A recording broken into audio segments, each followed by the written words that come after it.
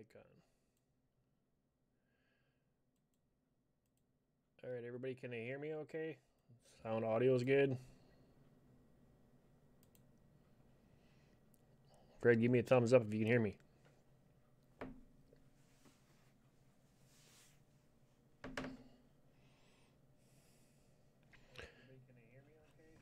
There you go. Audio's good.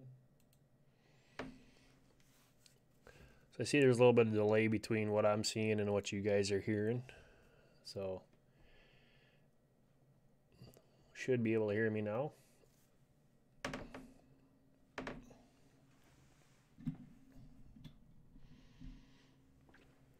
Old man, can you hear me? Fred? Hope you guys can. Don't forget to change your chat over to live. Hey, John, how's it going? Don't forget to change your chat over to live chat. It does help out.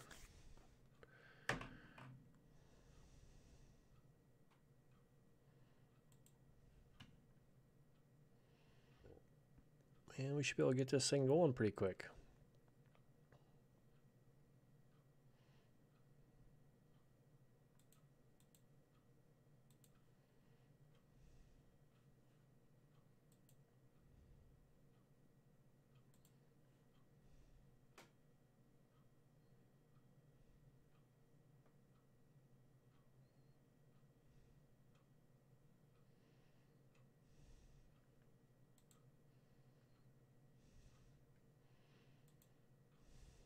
Okay. So how's everybody been? Just trying to get everything hooked up here and ready to go so we can see it.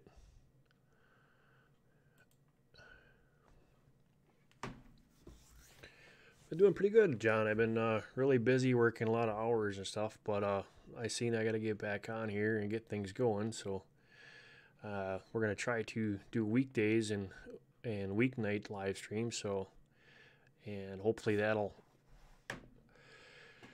get us back in business. But I'm still working too many hours.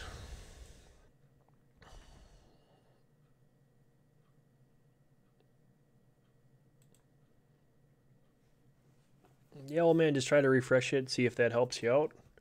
It might. Should be. John says he can hear me pretty good, so. One of the things that we're going to talk about tonight is the difference in, obviously it's getting close to that planting time again this year, and we want to make sure that we have everything taken care of and ready for the new year. So if there's any questions, hey, City, good to see you. Yep. Well, you're not seeing anything.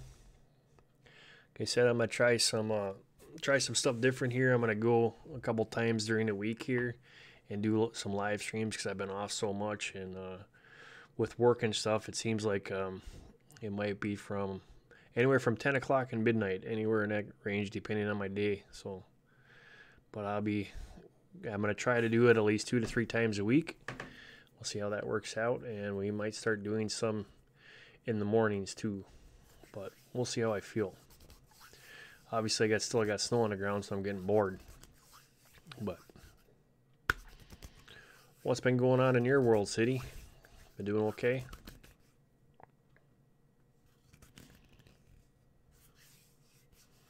And we're going to be playing around with some of these live streams and stuff. We're going to talk about some of the software, helping people to get their live streams up and running. That's a first. I actually got a fly in here. So, well, thanks, City. It's good to see everybody. It's good to be back on here.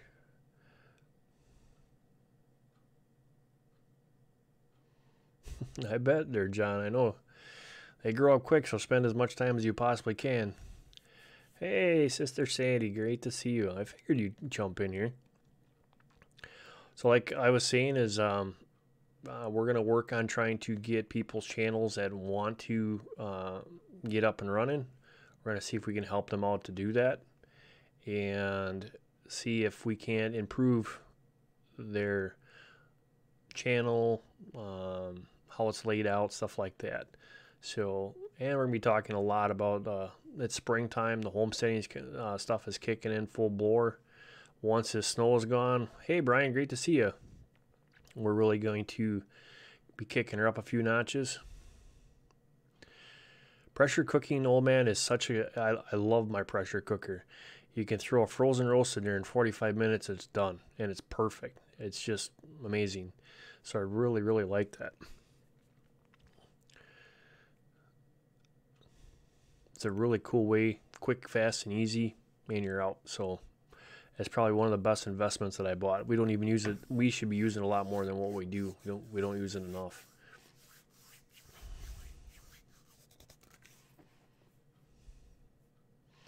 Be ordering quail eggs. Well, that'll be awesome. So you're gonna, how many quails are you gonna actually just raise them, or what are you gonna do with that city?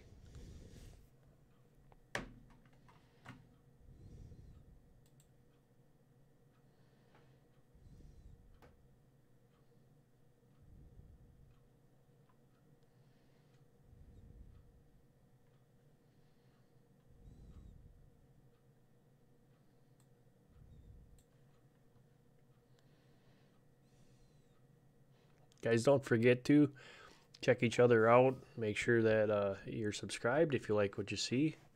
Please leave them a comment. Hit the like button. It does help out tremendously for everybody.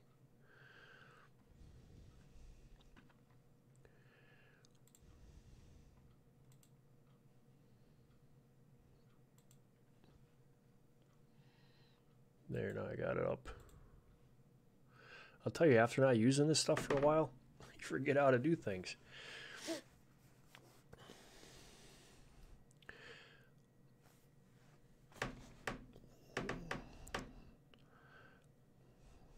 You're ordering 30 eggs, and I'm going to raise them for the eggs and meat.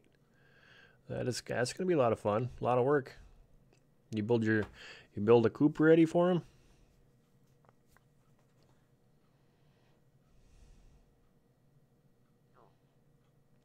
They sell chicks at the farmer's market. That's a good idea. That's a really good idea, because any kind of extra money that you can make off the homestead is just a bonus. So, and then I mean, we have our incubator and stuff like that. So at any time I can start getting eggs and throw them in an incubator, and away we go. All right, Sandy, see you in a bit.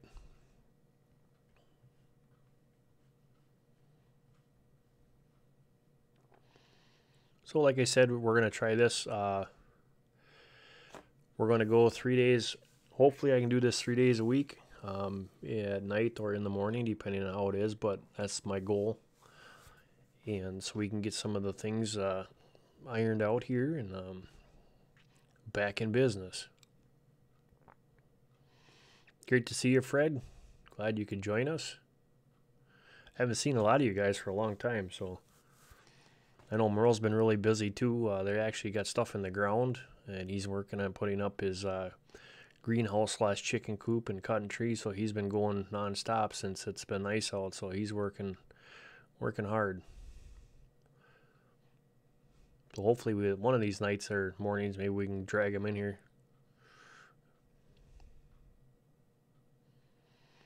But otherwise, it'll just be us. That's all we need.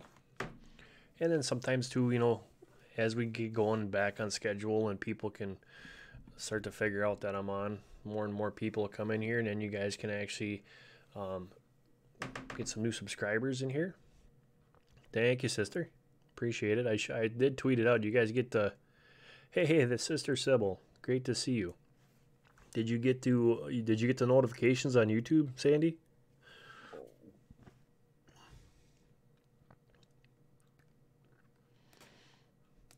So like I was saying before, we're going to do this on 3 days a week. Actually, I just thought about this today, so we're doing it on Tuesday. But I think I'm going to do it on Tuesday, Wednesday, Thursday. We'll see how it works out. And that way we can, if there's subjects that we want to talk about, we can, and go that route. Hey, Samson, good to see you. I got to give that boy a wrench. Or girl, I don't remember, boy or girl. Like I said, it's been such a long time since I've been on here.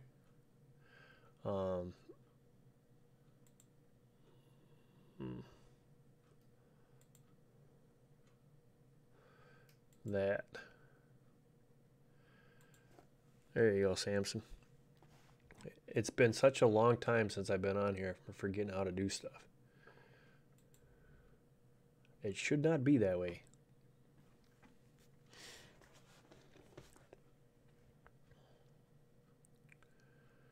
But Samson, you should now be a moderator. Yeah, I figured that out. City. I'm like, had to go look.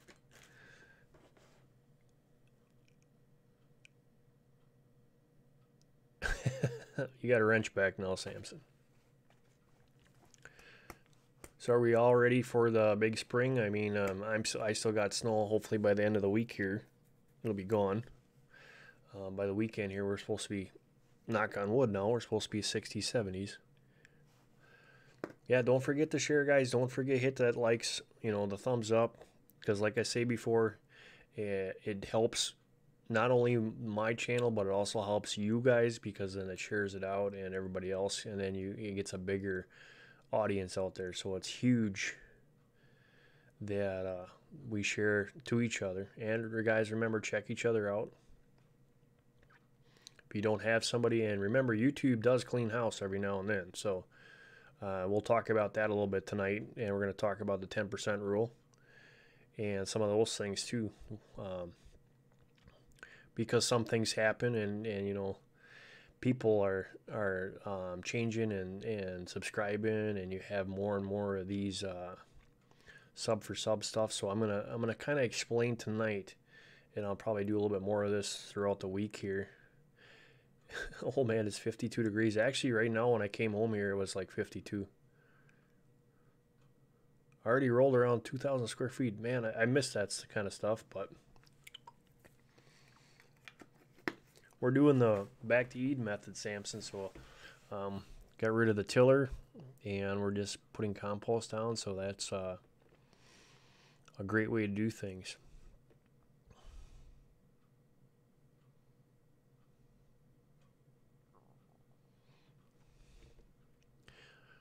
Well, one of the things that I wanted to talk about, I did a little trial today on Sandy's live stream. Now, Sandy gave me an awesome shout out. Thank you, sister, so much for doing that.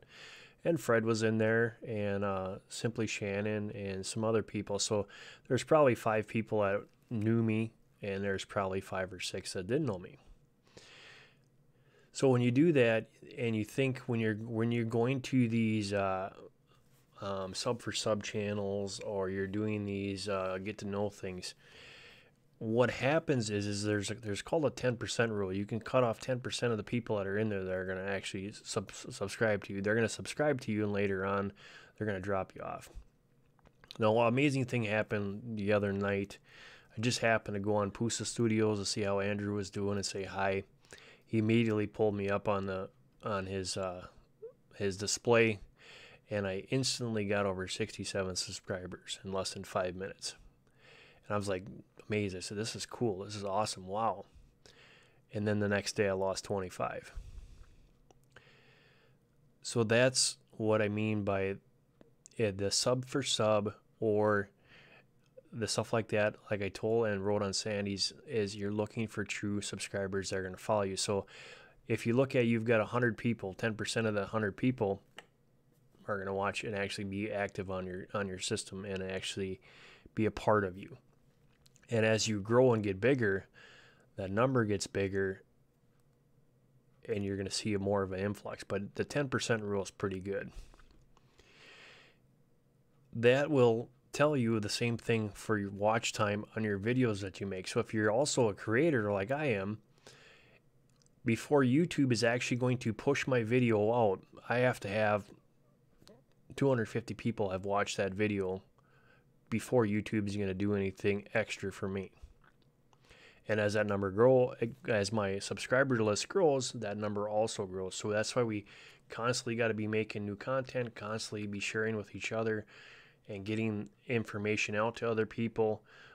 Twitter is a good way to do that. Your friends tweet you out, you tweet them out.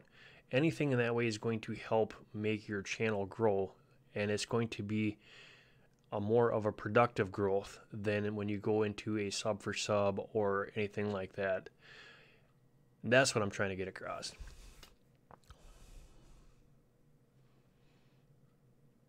Yeah, yeah, Fred. That's what I mean.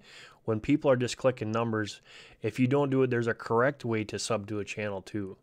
And I know Andrew has said it. There's a lot of people that have said it. You can't just click on the little button on the side. You can, and you'll gain that sub, and just like Fred just showed you, you'll lose it 10 minutes later. You need to actually go to that channel, subscribe to them, hit the bell, hit the like, and leave them a comment and watch some of that video. Because the algorithms with YouTube, when you click on that, that is some of the stuff that they use to see if it's legitimate or if it's spam. Because there's so many people out there now. I don't know how they do it, but they have ways to get these ungodly amount of subscribers on their channel, and they've got one video or two videos, and it's brand new. It's a brand new channel just made 3-4 months ago, and they're at 5,000 or whatever subscribers, and they have one video. I think that's what YouTube's trying to crack away from. So those ways, if you do that, you're going to be guaranteed that subscriber from YouTube. So the only way you'll lose that person if that one person would purge you from their subscriber list. Otherwise, YouTube, if you're not doing it, they will go in and they'll clean house. I've lost a couple people. I'm like, I know I subscribed to them. I know I clicked their bell. Why is it off? And why ain't I subscribed to them anymore? And them are the ones that I remembered. I clicked the button on the side, the 3 dots, and just went over there and added them. Didn't leave a comment, so. Yep, exactly, Sandy. That's a good way.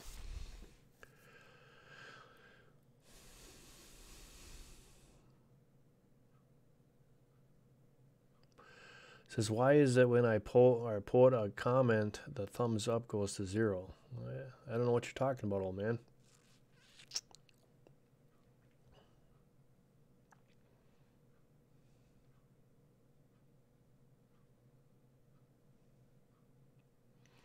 Yeah, Samson, it's the hardest thing, and everybody will say this. There's 3 stages. The first stage is at 500. When you get to 500, YouTube has figured out that you're legitimately sincere on what you're doing, and then that's the first key. And then you're going to go up, and you're going to get up. And then it was really hard for me when I hit the 1,000 mark to actually hit that 1,000 mark. It was there, and it'd go down. It was there, and it would go down. And then from 1,000 to about 1,500 it grew pretty quick. But then when you get to the 2,000 mark, for some reason, it just like stalled out, and that could be because I was working. And then Pusa gave me a boost, and it went flying right back up again. So, but I know there's 3 stages to that, and it gets harder as you grow. It's harder to get to your other people's channel. That's what I like to do, is I just, even if I'm stopping in or saying hi, at least I try to get to everybody's live stream when I see it. And that's really hard to do. And then the comments and everything else that goes with it. So as you get bigger, it's kind of fun to be smaller, because you can actually put more time, and it's more actually pure time into it, even though it's, no matter how you look at it, it's all hard work.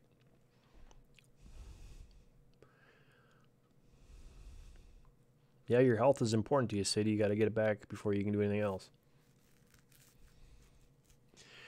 Yeah, I probably got 15 or 20 that I need to work on too, and I've just been so busy around here. And then, you get into this blah, like right now, I should be out cutting wood and doing stuff like that, and I just don't feel like going out there because it's a big old mess. Sloppy, muddy mess.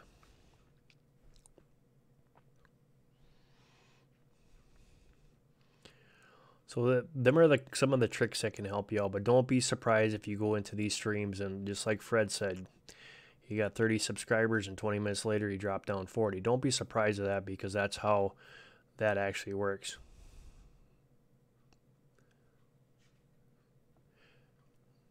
Yeah, Samson, the actual video, and then if you get to like what I do here, when I'm running my software like OBS or my rendering works, I can actually do videos off of my green screen and then turn around and edit them real quick and do that. So, and you guys don't forget too, that is when you start to getting into these editing softwares and OBS and stuff like that, you can actually do recordings and then post that recording onto YouTube, and then you have the filters and everything else like that too. You don't actually have to sit behind stuff and do something.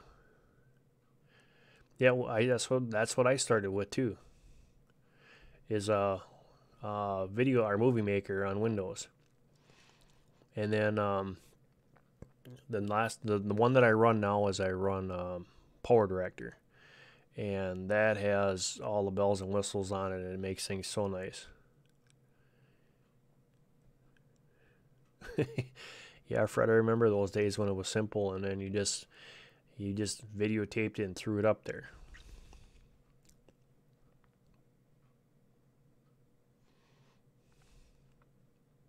And if you guys go and you look on a channel and you see that bell's clicked or unclicked, and you go and clicked it and it says error, then you have to unsubscribe, resubscribe, and do this whole thing all over.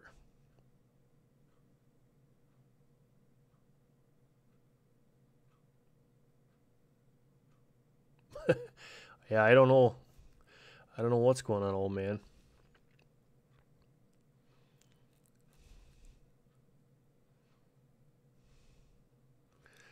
Movie Maker is actually pretty simple city. I know YouTube has their own platform. Uh, I've never tried that one. I know Sony has a really basic version for editing.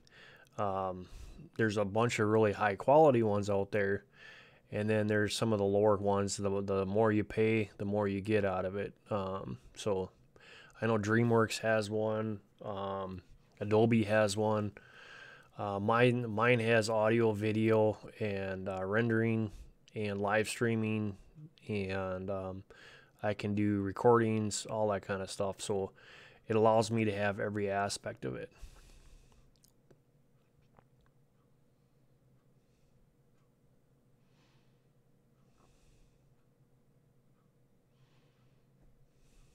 Yeah, so we can get them uploaded. Hey, look at there. There's Walter. Great to see you, Walter.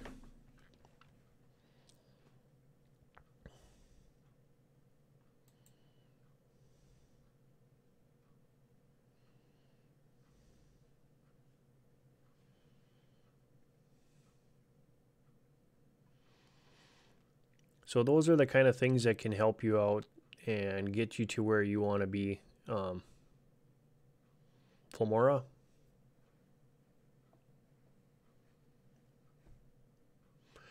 Yeah, two family has. I think they use that one. I have not used that one.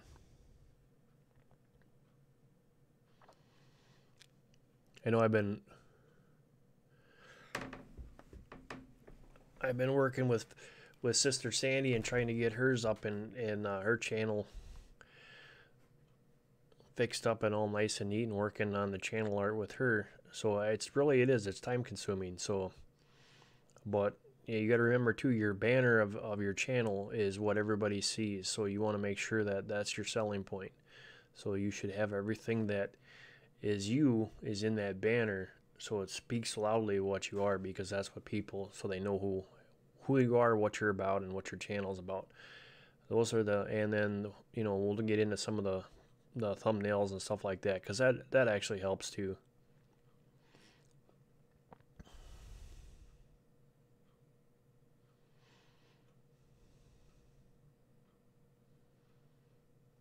Oh, that'd be cool, Sybil.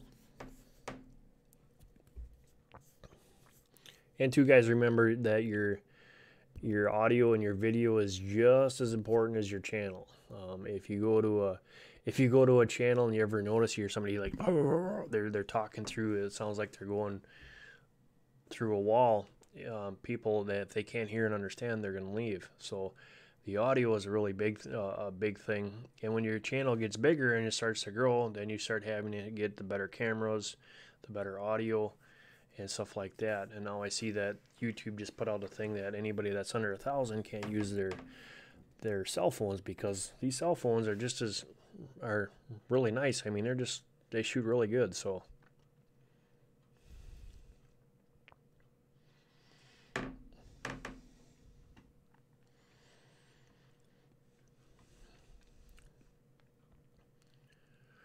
but if you guys got any questions, there's a lot of people out here that'll help, if I'm around, I will definitely help.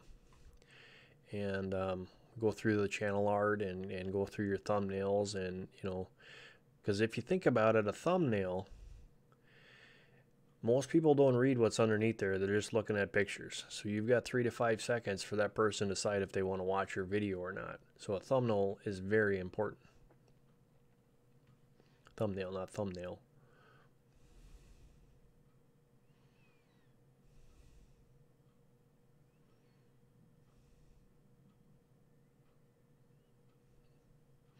Yeah, Gil Skills is a really good channel. Guys, if you he does help out the community a lot. I just ran into him like a week or two ago. Seems like a really good place to go and hang out, and it seems like he's really trying to help everybody build and get up. And right now, everybody on YouTube's trying to scramble to get to that 1,000 mark, and he's doing a great job. Same thing with, I think it's F5 Adventures too, or something like that. She's been really working hard to get people too.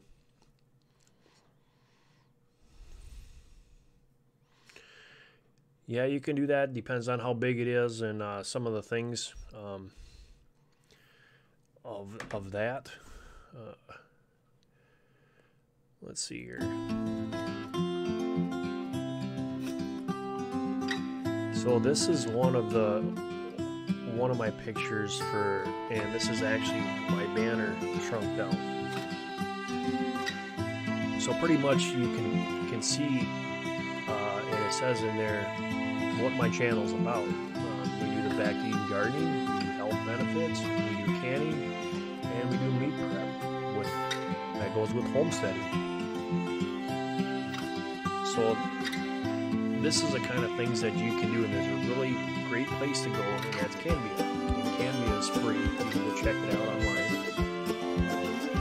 We'll throw the URL in there for you guys. If you guys have never gone here, it is a great place to make your thumbnails, and it is free. That even makes it better. There's a lot of things that you can do. You can spruce up your videos with music. YouTube allows you to have a selection of music that you can put into your videos. And then you have, you've got, like I use Epic Sound. That's something that you're going to be paying for. Music is playing. Oh, yeah. Where is it? There we go. Shut that off. Thanks for telling me that.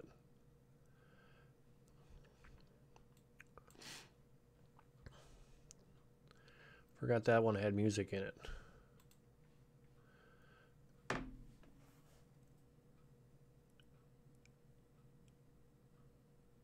Glad you're back, old man. You're heading to Ohio. We can't hear you. Oh my. Can you hear me now, City?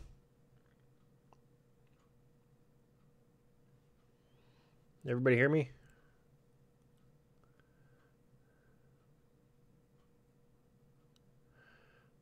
City Girl, that is, can you guys hear me? Give me a 1 if you can hear me in the chat. Let me see. Ohio. Oh, yeah, there we go. I can hear myself. All right. Okay, City Girl, that is actually homemade apple cider vinegar. And we make all our own. Pretty much, if I can make it, I make it myself. I don't buy anything from the store. And some of the benefits from apple cider vinegar with the mothers is so good for you, from cleaning to cleaning and cooking with, health benefits for you, washing your hair, washing the dog's hair, removing skunk spray from your dog. I mean, there is so many things that apple cider vinegar is good for. And guess what? It is super cheap. So if you go buy a bottle of Bragg's apple cider with the mother, it's a little jar, it's probably about this big, and you're going to pay $10. And those are 2 half-gallon jars, and they're 50 cents each. So it's a big difference. I do have a video on that, yep.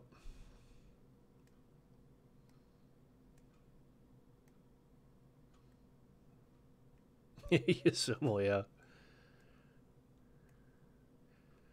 Yeah, kombucha is really good. We do, instead of kombucha, we actually do fermented cabbage because of we grow our own cabbage. So I do sauerkraut and we do fermented cabbage. Fermented vegetables is a huge thing. And Sister Sybil's in here and she can help anybody out that wants to go on the fermented side of things.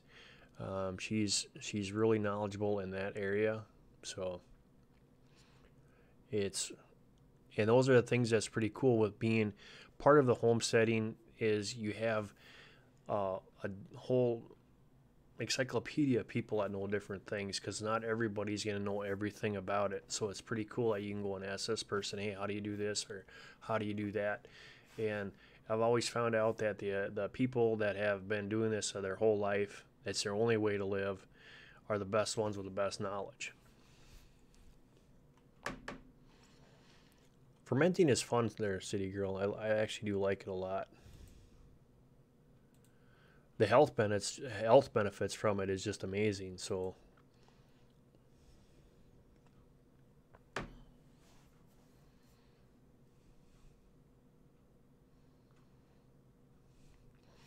yeah, Samson, the old style sauerkraut. Everybody that has tried ours, you know, you buy it in the store and it's so sour and salty. Having your own is just it's so nice. I never tested it, Sybil. It's always usually by smell, and if you go when you drink it, you know you got it too much. Kimchi with Chinese cabbage. I've never tried kimchi. Well, I smelled it one time, and that was enough. I don't know if it was because it was just bad or what. Yeah, Sandy, dandelion jelly. I'll tell you guys, there's so much stuff that's out there that you can. Dandelion jelly, you can make dandelion wine, you can make dandelion tea. Dandelion is a detox anyway. So there's so many things out there that you can use and do.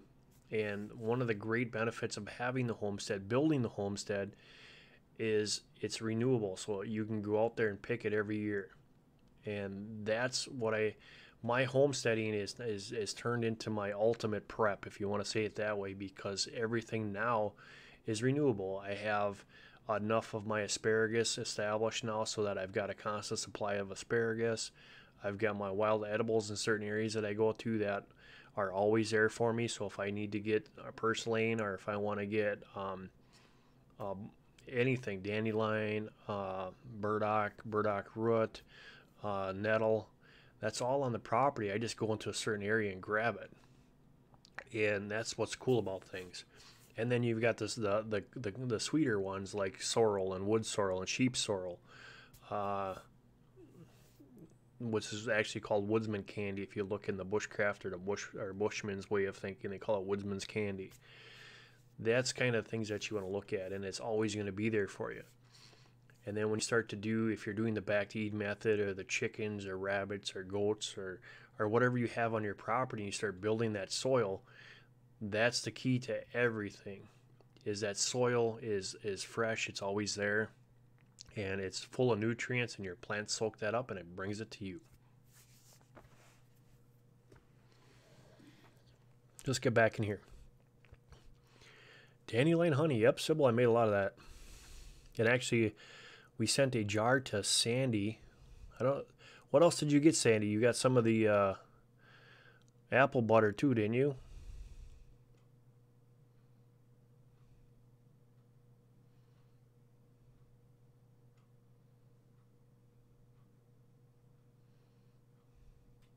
Okay, Walter, take care. God bless.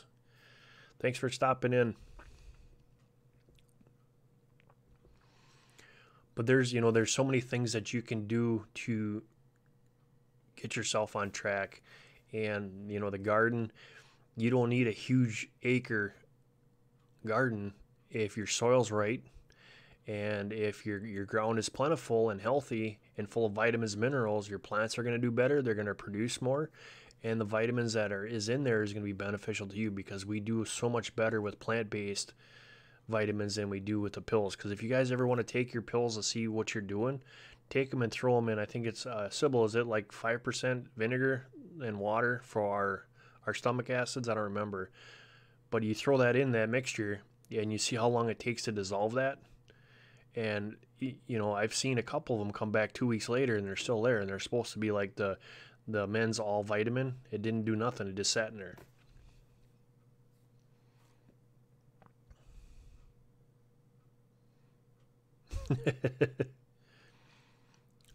I thought she sent you 2 or 3 different ones there, Sandy. Freaky, glad you could join us. Yeah, it's 5%. So when you stick, if you're thinking you're getting your vitamins, like now vitamins are really good vitamins, they're supposed to be really good. If you stick that in there and you watch how long it takes for that to dissolve, plant-based vitamins are going to absorb into your system so much faster. The trick behind it is if you look at any of your health drinks or any of the good positive vitamins or drinks, is they have something spicy in there. They use cayenne pepper because that opens your capillaries and your veins to allow the minerals to come into your body quicker. That's why you see you'll see something with cayenne or something like that. That's another really key to getting that into your system and absorbing it faster. Is the hotter the pepper, the quicker that it absorbs and gets into your system.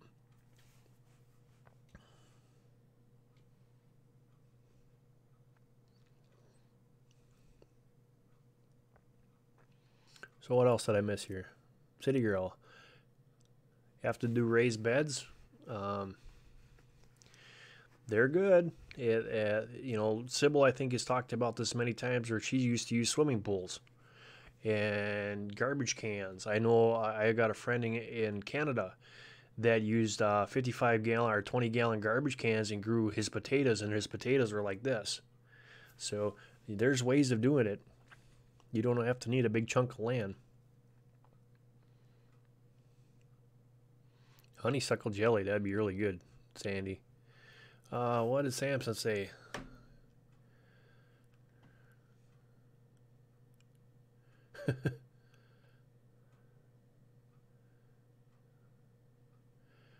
Yeah, the spot, and that's because Samson is your chickens they are actually my compost makers. Is I throw leaves in there, I throw when I clean out the coop, I throw it into the run, and they dig through it, they chew it up, and they do everything else. And last year I was shocked because it was I think it was the first week in January, and from all the corn and the oats and stuff that we were putting into the chicken coop throughout the summer, I actually had little shoots coming up of corn and oats in there, and it was warm enough and stuff like that. So it was kind of cool to see. Yeah, not very hot peppers, so you got to keep it down to a little. Yep, freaky swimming pools and kiddie pools.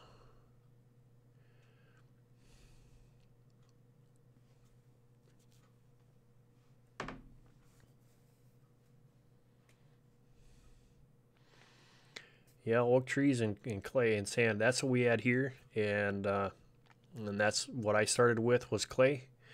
And the first year I came out here, I saved up all my compost for my chickens, and I saved every piece of cardboard that didn't have, and I took the tape off. I took everything like that off. I made sure that it wasn't full of ink or any kind of stamping markings on there. And I laid that down on that clay, and I covered it up with a compost, and I put 6 inches down. And I just let the grass and everything grow up, and whatever came up there. And you guys saw the vegetables that came out of that garden. That place was never tilled, and it was never touched for years. So it does help tremendously. And you got to think about it when you till up the soil. And this is coming from a farmer. I grew up on my farm my whole life. I used to look forward to going out and plowing the field and disking and everything else. So this is coming from me. So it was a huge change for me because I've always done that. But if you think about it, and you look at how the soil is made and how the microorganisms and stuff that is in the soil, when you tear that up, you disturb it. If it's from the worms that are in there that are actually making holes and aerating it, or to the microorganisms in there, you're removing all of that stuff and you're starting over.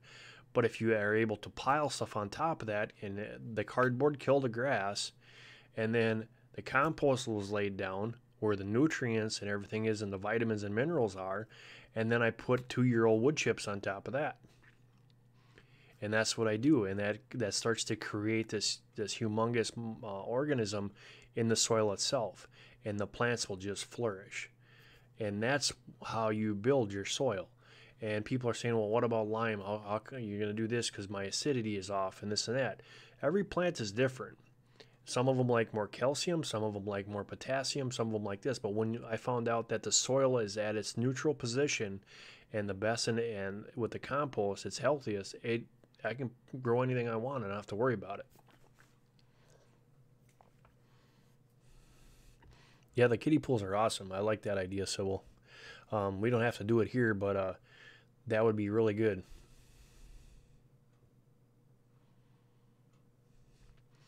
Okay, City Girl, I'll give you a little heads up. The definition of organic. There's very, very few things that are organic.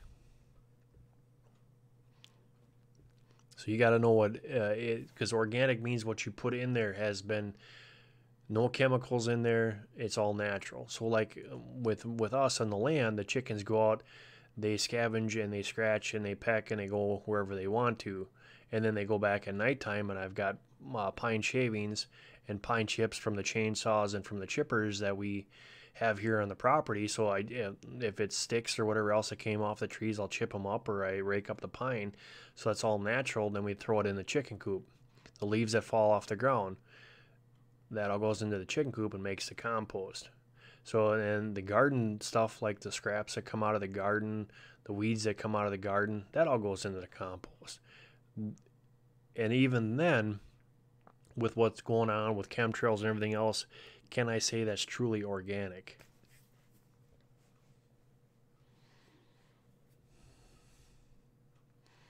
So when I did the having organic eggs here, we went through this whole mess, and it's a big long thing. I missed something. Yeah, old man, they burn both ways.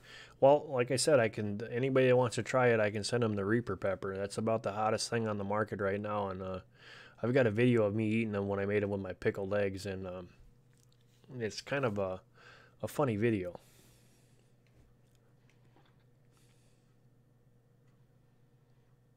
And actually, City, that is actually really good. They call in England, that's what they use all the time, and they call it leaf mold. And stuff as Merle found some of that too that he had laying in the back for a couple of years, and he said it was wonderful.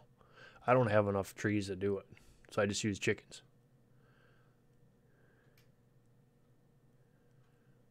Yep, Freaky, the best is the homemade.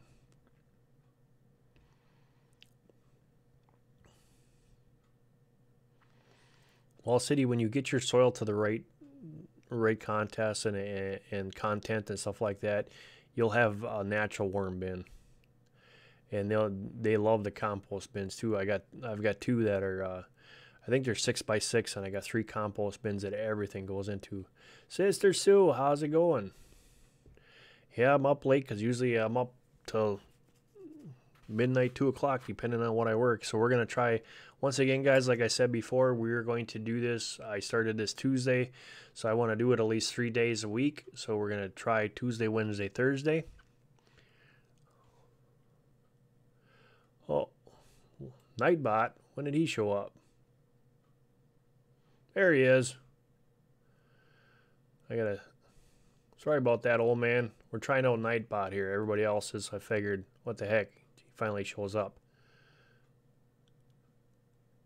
He's not spamming caps. I wonder if I can put Nightbot in a timeout.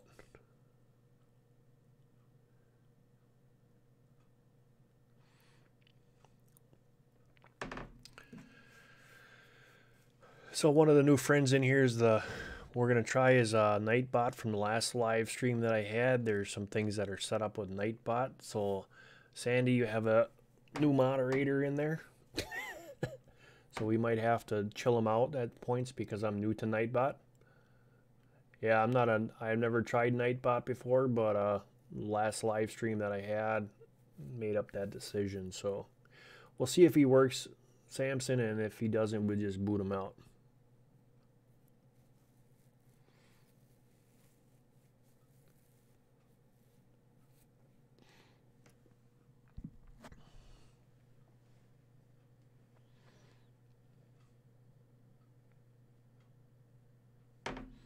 Yeah, I don't know. I gotta go in there. No, disassembly required. Stop spamming caps warning. Yeah, he wrote the whole sentence on his last one in caps. That's what it is. I'm gonna have to go into Nightbot here and figure this mumbo jumbo out. Because I use caps all the time too. I'm just surprised he popped in here.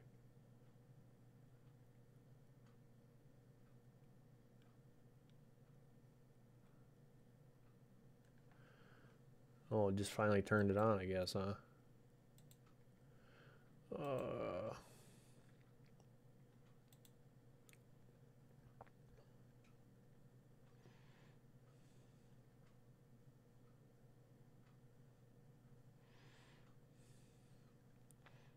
We'll have to watch to see how to use Nightbot.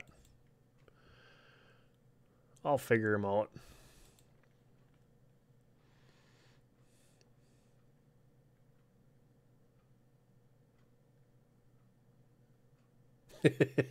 Don't worry about it, old man.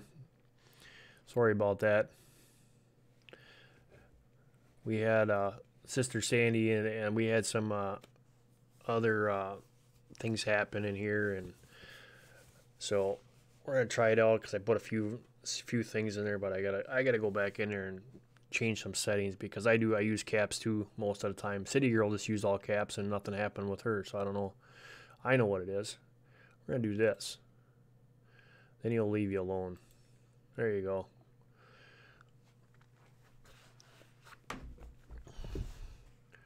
Freaky too. I know him long enough. So there we go.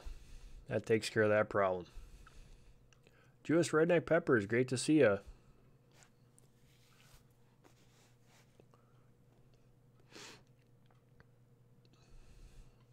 I gotta go back and miss something.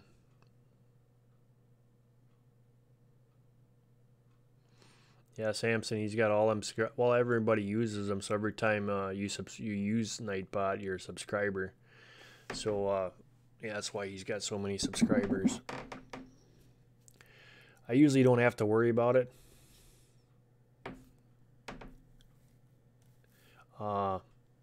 Because my mods do such a wonderful job. I really don't have to worry about stuff.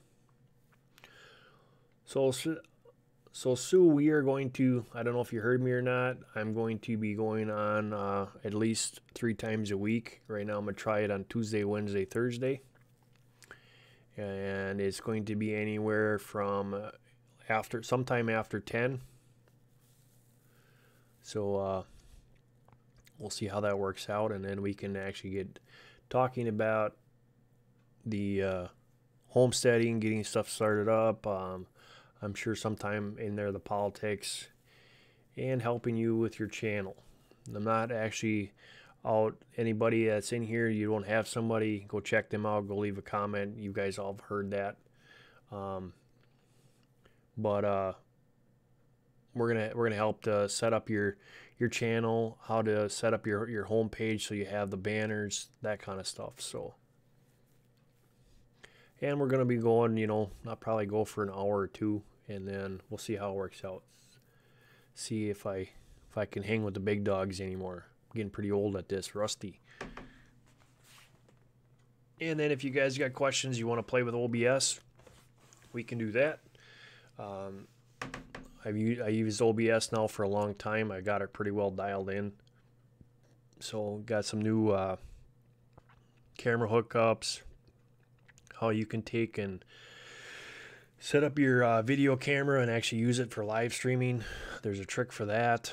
The different mics and the better quality mics, stuff like that. So we can get into, guys, whatever you guys want to talk about with that to actually set up your live streaming and to have a better experience.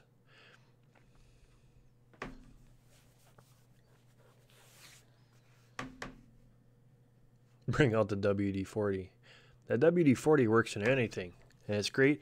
If you guys want to know how good WD-40 is that I'm a machinist, so when I come home, sometimes my hands are just black, especially if I'm machining cast. I can take WD-40, just go like this, no soap, no water, no nothing. That stuff comes right off. That is so cool. I love WD-40.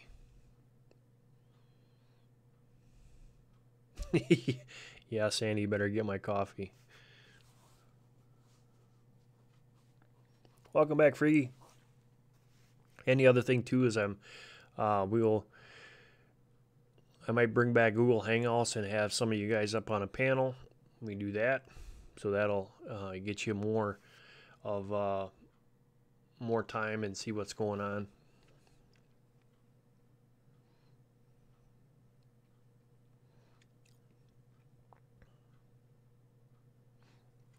That's kind of funny you say that, Samson.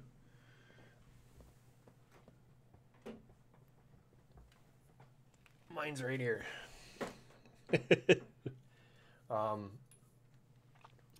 I love on my camera. That's the Rogue is the only one that I use on my camera, and I've got the DSLR Canon, and but when I'm in the studio and I'm using the OBS and stuff, it actually is so much louder with a shotgun mic. It amplifies everything. So then I went to the Yeti, and it's got a lot better sound. I'm gonna be hooking my sound mixer back up too now. I got the attachment so I can run the Yeti through the sound mixer. So that'll be nice.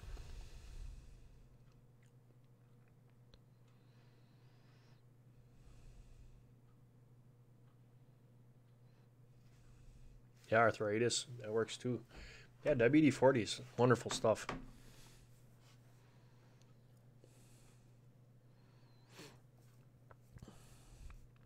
Yeah, so do you say that in that picture that's over here, that lemon water, when I made that, some of the health benefits from that. We do a lot of juicing. We got a bunch of juicing videos that we found. There's actually one in there for cancer, and there's one for energy, and there's one for this and that. So I found out juicing is a really good way, especially when you're pulling all the vegetables off your land. It really, if it's apples and stuff like that, it's going to be interesting.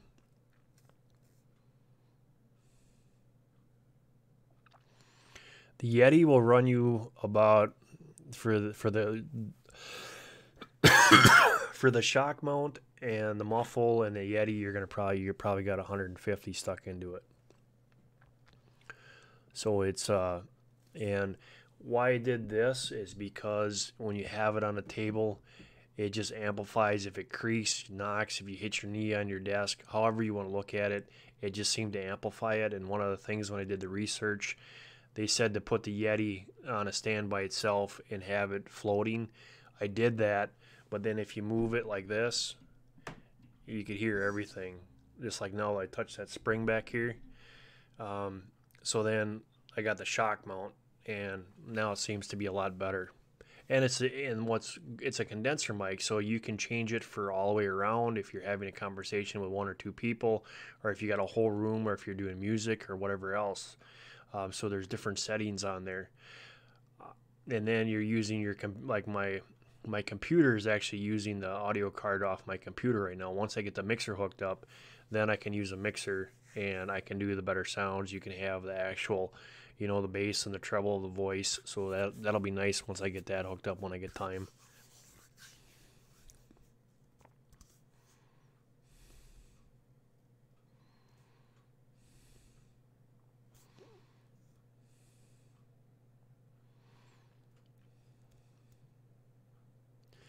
Sandy, a shotgun mic is this right here.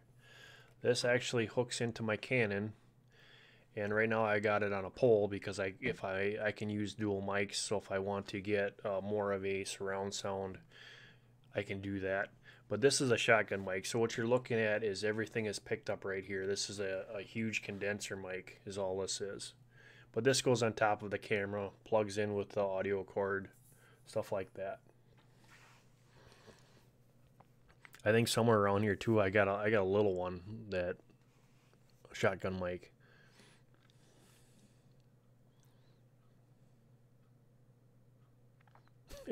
Stomp on him in a bucket.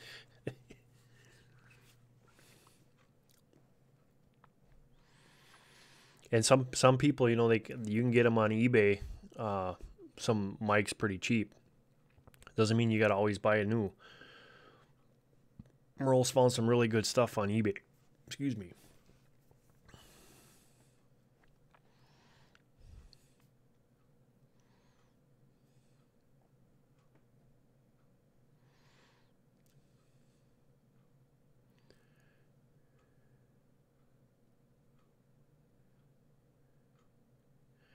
Yeah, I heard that, old man, that fish actually are attracted to the oils coming out of the WD-40 and they bite better.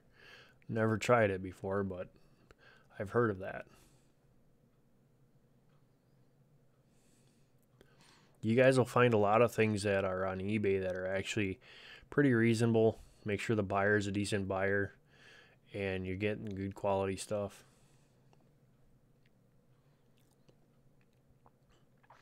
I know here once we settle down and stuff, I'm going to go back on my eBay. And I got a bunch of stuff from when I upgraded that I can get rid of. Yeah, Sue, we got a bunch of snow. Truck was pushing 3-foot snow drifts, and Tiny Toon couldn't even get out of the garage. I think she still can't get out of the garage because there's drift in the way. But I'm hoping by this weekend it's all melted. But I still got probably 2 foot of snow in the garden. I'm just seeing the tops of my raised beds, so I'm hoping by the weekend here she'll be taken care of.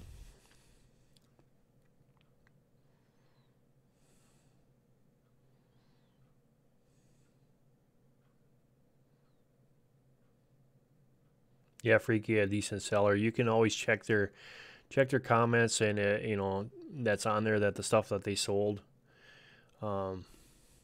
That's a good way of doing it.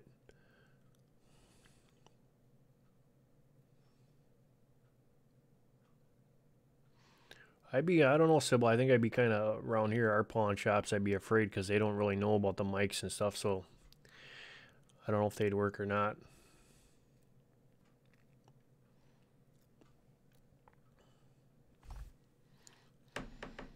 I'm gonna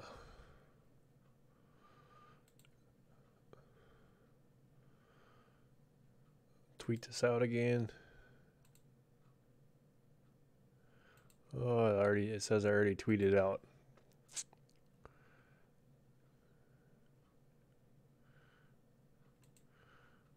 We'll send them to everybody.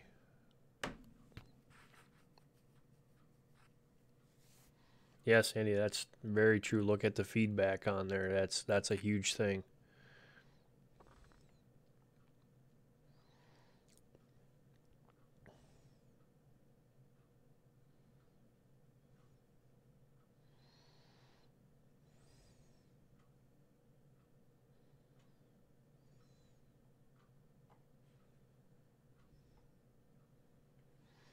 Want to make sure what we're doing is right. We make our own summer sausage, so the big links, those are 2 foot links. And then the stuff in the bags are jerky, and the stuff on the table those are like Slim Jims, and then the stuff in the bins is the hot dogs. I just have them in link sections, and then it's one big coil, and then I'll wrap them on the sticks and smoke them.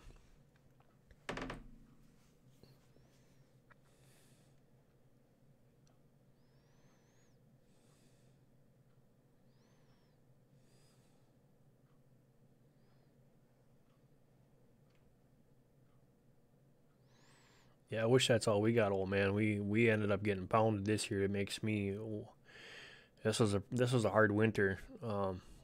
This early spring here, or towards the end of winter, we finally got our second heat source put in the house, and I wish I would have had that sooner, but.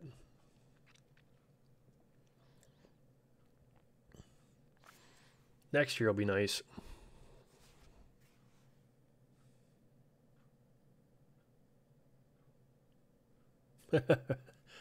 Thanks for coming back, Fred. But yeah, that's the things you guys can look at too. Is, you know, we built our own smokehouse. We got our own walk-in smokehouse now. We built that from the scratch or from the ground up, and got it tuned in really well. And when you can do this stuff and make your own meats, it's so much better. We don't use any preservatives in there. The curing salt I buy in bulk, and that's the only thing that is actually in there. Everything else is naturally smoked. So natural casings. I got synthetics on these.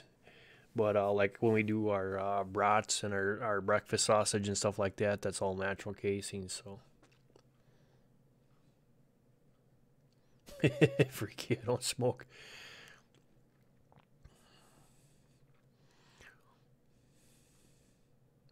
I'm glad I live out in the middle of nowhere, because sometimes with the winds right, you smell that smokehouse going, you get hungry fast. Especially if there's, you know, 3-4 chickens in there, turkey or anything like that. Guys, don't forget to check everybody out. If you guys do not have them and you like what you see, please subscribe to them. Give them a like and a comment and watch the video. And I'm sure they'll muchly appreciate it. I did that, Samson. Mine is actually, the firebox is outside. And I actually poured it in. I can use propane in there if I want to. And then I have if you ever, I'll go get it sometime and I'll show you. It's called a smoke maze, amazing smoke maze. That is awesome. I do smoked cheese, all that other stuff in there. It works great. So what did I miss?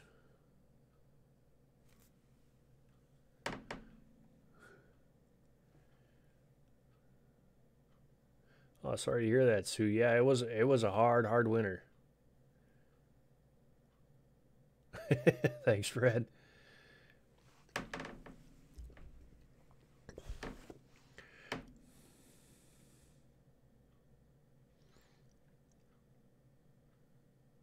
Yeah, Samson, smoked cheese is just, it's like, what we do is we go buy the cheapest cheese I can find, and it seems like it works the best at that Family Farm or whatever it's called, our Valley Farm or whatever. And I'll buy a bunch of it. Usually I find it at Aldi's, and I'll get the 1 pound bricks, and I'll throw it in there, and you just took that $2 piece of cheese and turned it into something that's $10-15. It's just amazing what adding a little bit of smoke to it. And another thing that we tried out here recently that was really good is I made some smoked deviled eggs. I took the yolks out, smoked the whites, brought it back in the house, and we made deviled eggs, and that was delicious.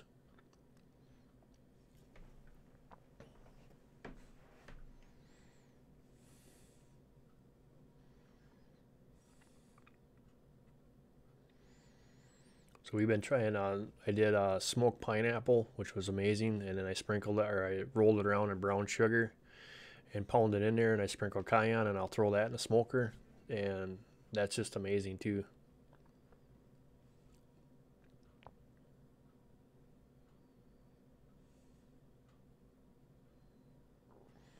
Yeah, city, it was bad. That's why up here, you know, last 2 years ago we had cattle, and until I can either decide what we're going to do, if I'm going to build a barn or not, but I won't have cattle out here unless I've got somewhere to stick them, because it's just way too nasty up here.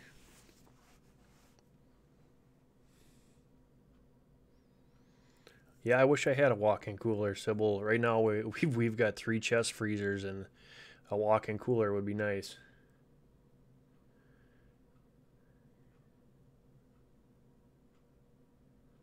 Yep, Samson, that's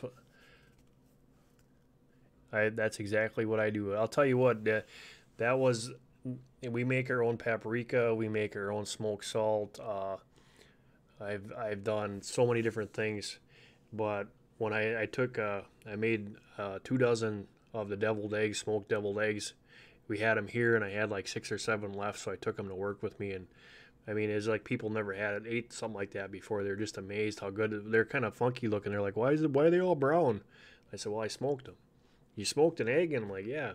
And then they tried it and they're like, wow, and then things were gone within seconds. Yeah, Sandy, we're gonna dry can. I actually want to do the rice and stuff. We vacuum seal all our stuff, so um, I'd have to build another canning shelf to do that.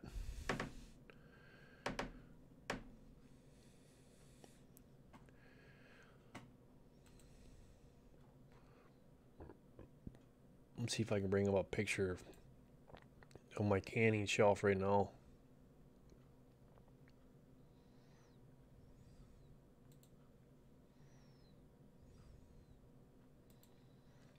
There we go. I'll throw my canning shelf in here.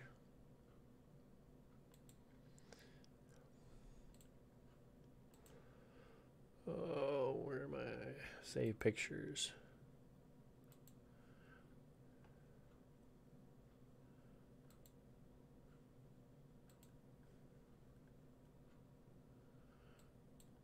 All right.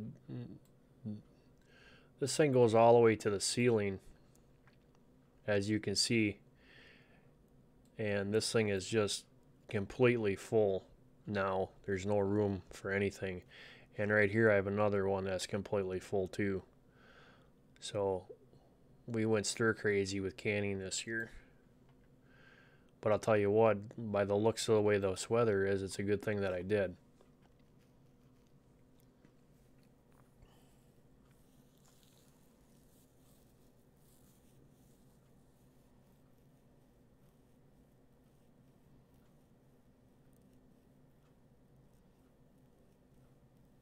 Yeah, pork shoulder, pork butt.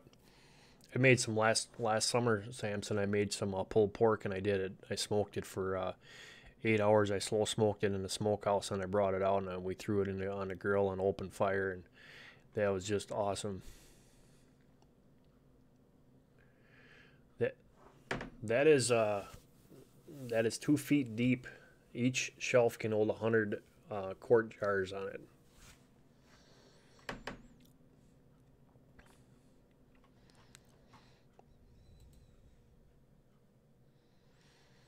Yeah, I mean, if you guys, and canning is a huge thing for us. If like, I think it was Merle. He went to a rummage sale and the lady had boxes and boxes of canning jars, and I guess he bought them all up. Canning is huge, huge, huge thing.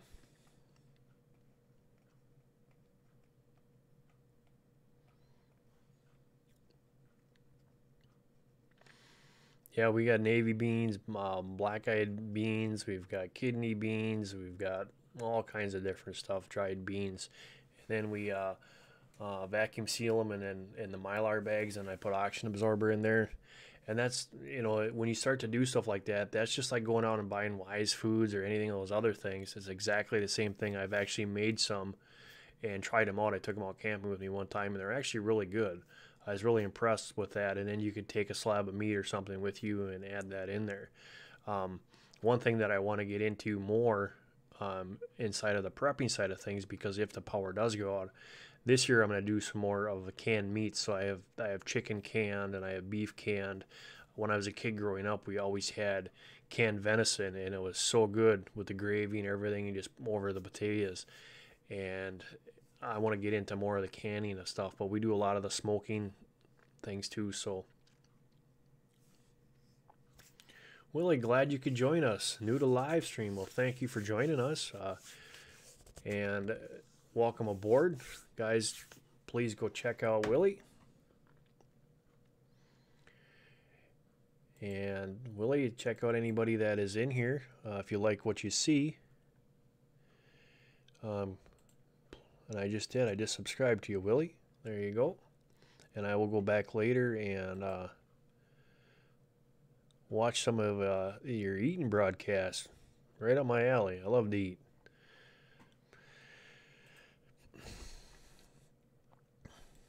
But canning is such a really cool thing for me, and I enjoy doing it. And it's really cool to go down in the middle of winter time when it's 30 below and pull out something that's canned or frozen. So that has helped us out a lot. And then like this year, what we're gonna do is, like last year I did 30 Red Ranger chickens and we froze them all. This year I'm gonna go into more into trying to the canned chicken, stuff like that, just as a prep and stuff like that in case something would happen. But usually everything I do, if I'm gonna do something with meat, that's usually smoked or grilled or something like that. So City Girl, you can get Mylar bags, everything you need, the press, the sealer, everything on Amazon, and they're pretty reasonable. If you get into like I've got some 2, 5, and 10 pound bags, and you get into there to that kind of size, they can get a little bit pricey, but that's more for the rice and for the beans and stuff like that. Freaky, I made a mistake. Made the mistake of eating beans tonight.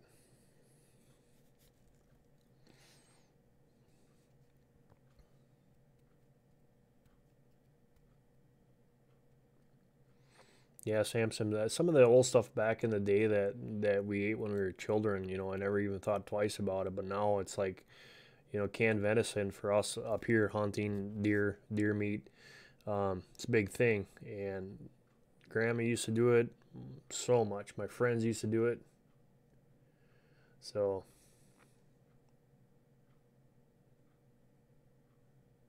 yep, Sandy. We've got bins and bins of rice. Is Sybil still in here? Because I'm trying to figure out how to store flour. I've got some oats that or cracked oats that I've got in some containers, but I'm wondering if flour would go bad. And I was wondering if Sybil ever tried that.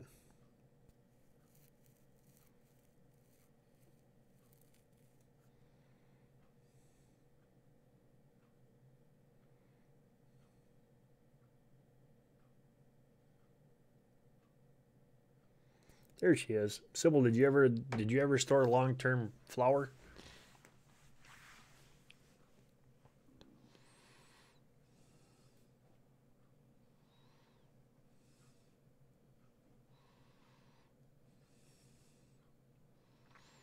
Yeah, when I butchered the cow, that was there's just under 800 pounds of meat with the cow, and then I went and got pig, and then of course we got all our chickens. So I've really not, I haven't had to go to the store for nothing.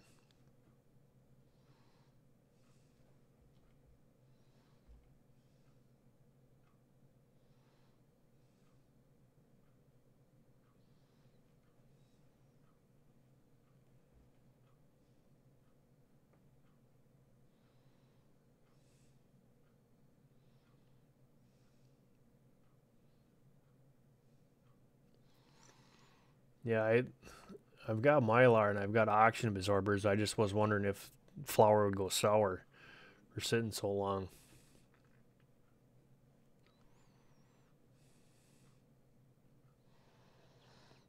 Be something worth checking out, I'll tell you that.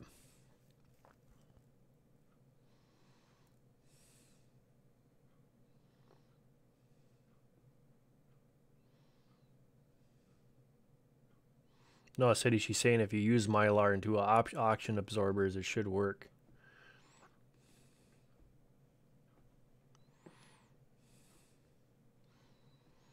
I was just wondering if it went sour.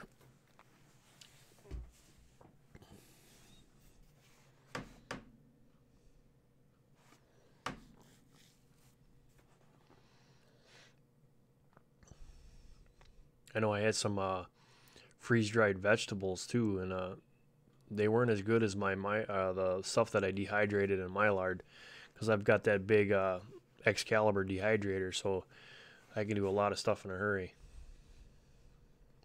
And I didn't like it when the freeze-dried, it tastes like it was freezer burnt.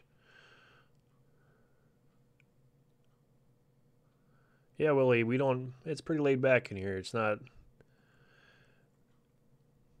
Got really good people in here, and talk about food, talk about canning, talk about prepping, to homesteading, all that good stuff. No sour to the flour. Okay, so well, thank you.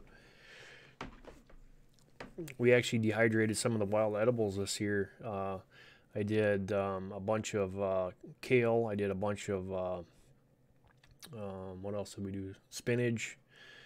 And I canned it, and it actually turned out really well. And we froze a bunch of kale, turned out really good. So I think I'm going to be doing, did some collard greens last year that they turned out really well. So my Swiss chard kind of turned a little bit sour. I don't know why.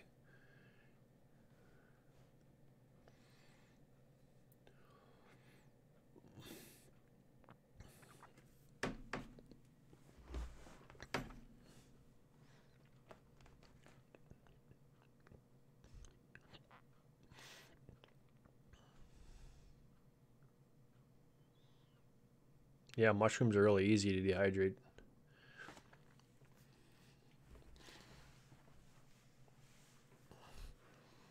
Hey Sybil, why did my Swiss chard get soured this year? That's the first year it did that.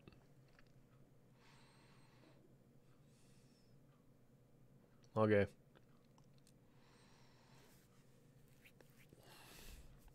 We made some this year. We made what they as it's a southern down south southern food. We take the cabbage from out of the garden, and I'll take bacon, and I'll take cheese, and I'll take onions and all that stuff, and I'll put it on the grill, and then I throw some maple wood in there.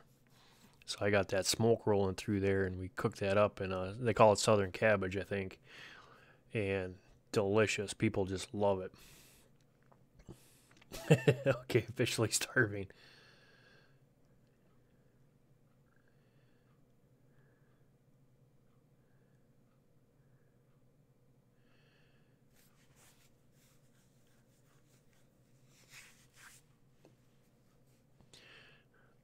Yeah, Fred, I'll tell you, especially in the summertime, you walk out in the garden, you get whatever you want, and winter up here is pretty rough, and I can't wait till summer comes so that I can actually start to do something. Last week, could just finally open a smokehouse door. Otherwise, it was halfway covered up, and I moved it specifically to block from the snow so I could actually come out of the shop and walk right into my smokehouse, and it still drifted shut. I had snow halfway up the windows of my shop this year.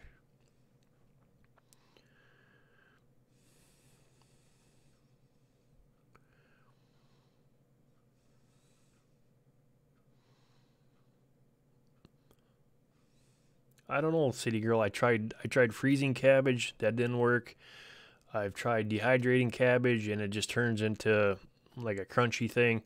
The best way for cabbage is making sauerkraut or fermented cabbage, and then you don't got to worry about it. I know my grandma used to freeze it and then put it in her soups.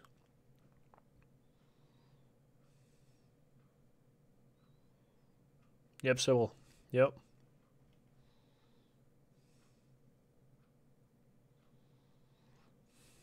Well, Fred, email me your address because I do have my seeds of my reapers and my scorpions and my ghost from last year, and they were huge. Oh man, I'm in northern Wisconsin.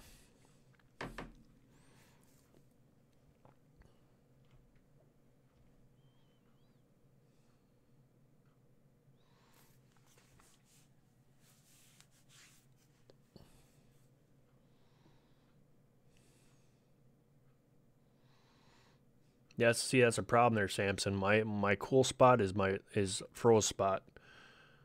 I actually got to make a sand trap down in my cellar. I was thinking about that. Build an 8 in like a 4x4 and just fill it up with sand because that's another good way to hold your potatoes and stuff like that.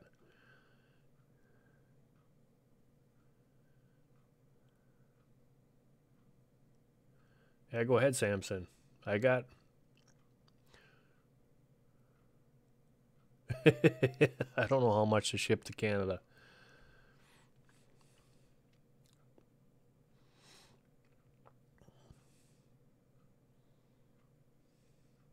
I know when I put them Reaper peppers in that pickled egg, holy moly.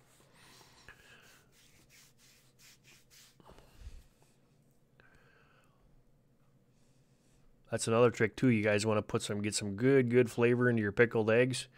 Poke a toothpick through the center of it and then put it in a pickle jar. Then you'll get some flavor in there.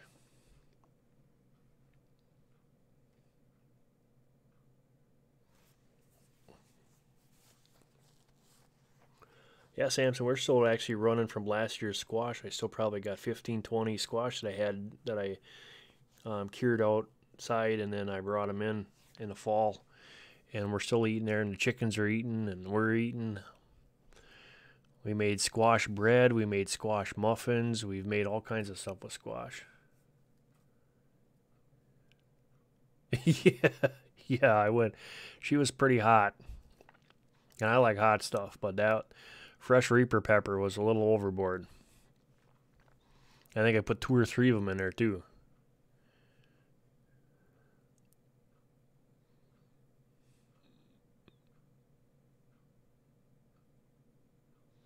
Yeah, well, man, I'll tell you, this year was rough. The winds, the snow, all that stuff. She was really rough. I think that's the hardest winter that I've gone through in a long time.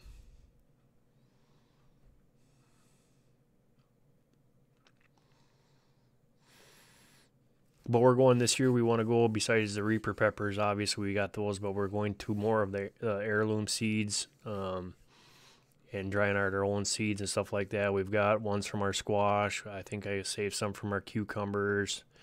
We had some rattlesnake beans last year, so we're going to do them again, pole beans.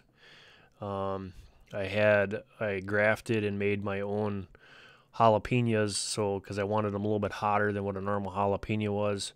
So we got those. We got the Reapers, the Ghost, Scorpions, and then my new favorite one that I liked was the Mexican chili pepper, red, long. It's probably like 8-9 inches long.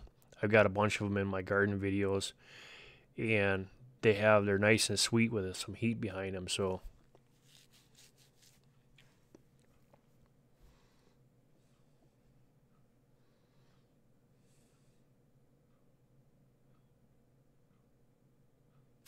yeah, freaky. Well, you know, everybody said that if you make it, you got to eat it. And I made enough stuff in my lifetime that I was a little bit nervous, and I have not had to throw too much stuff away. That's always a good thing.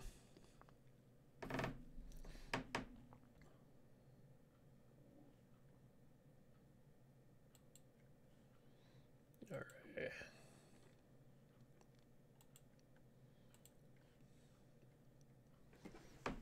There we go. What we tried this year is we wanted to see what we could do with our squash, and we put some pumpkin spice in there one time, nutmeg and some other stuff, and makes really good bread, muffins. So the more things that you can figure out to do, the better it is.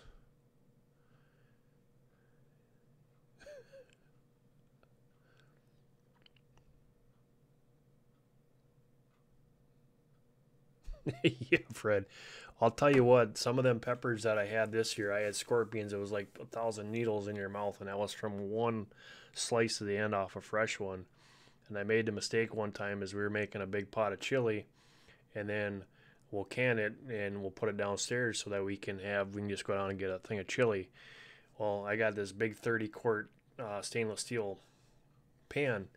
We had some in there. I think, oh, I'm going to put some heat in this one. So I took a slice one time of my Reaper and I threw it in there. And that whole pot was so hot that I was the only one who was able to heat it.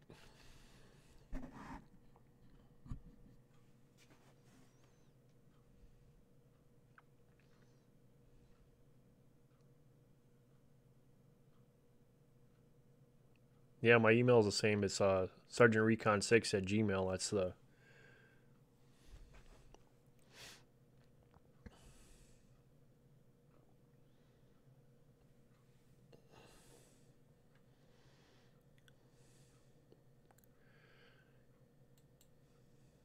Karina, welcome. Glad you could join us.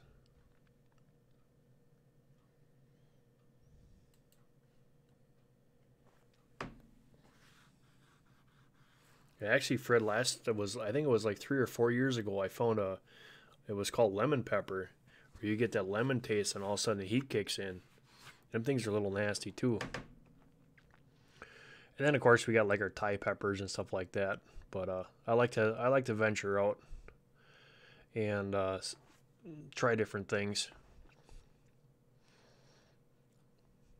So this year I want to try to, in a cold environment that we're having, I want to try to grow some watermelon too. So I think I'm going to put that in the old compost bin and let them go from there.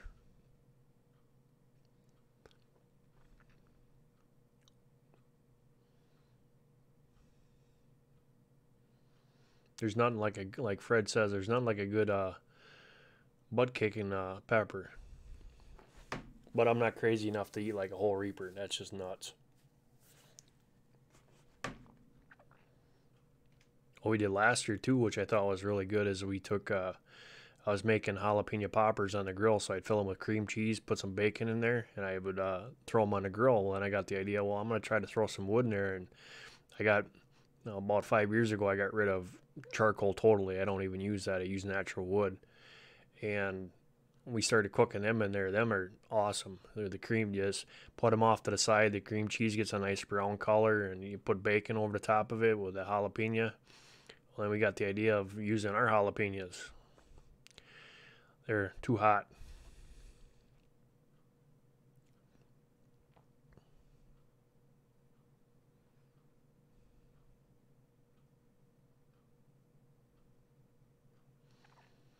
Yeah, freaky. I had seeds that were over 5 years old from my muskmelon, and they grew like crazy.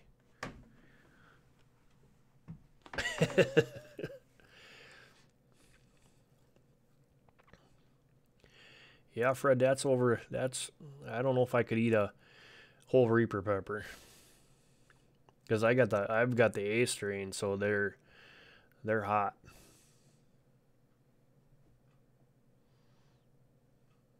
Yeah, it's actually the heat. The heat is actually in the membrane of where the seeds are.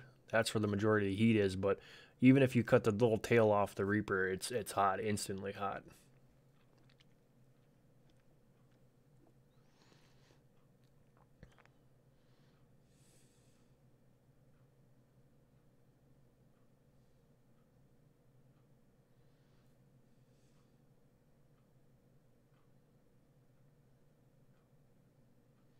Yeah, we got a lot of pepper seeds too there, Sadie. We like our a lot of, well, if you think about it, your paprika, we make our own paprika. I'll do some smoked paprika. That all comes from peppers. So my homestead seasoning is actually based on the all of the peppers and seasoning. We grow our own garlic. I do my own salt. I use Himalayan salt, and then I'll smoke that. So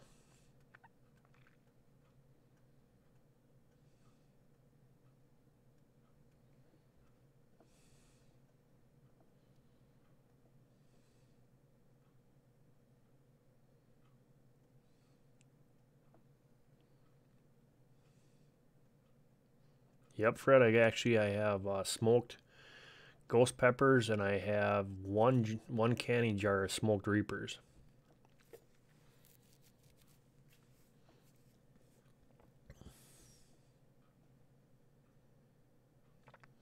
City, I actually use the our giant red bells is what I use for paprika.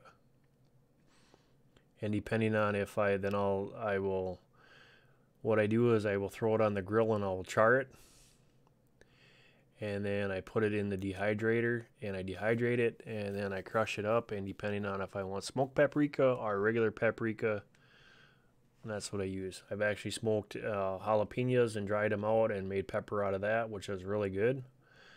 And then we will dehydrate some garlic, and I'll grind that up and with our salt and stuff like that, and make all our own seasonings.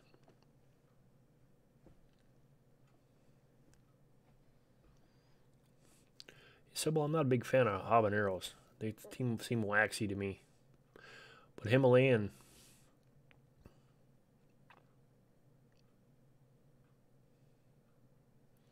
oh, now you're making me hungry, hungry, Samson.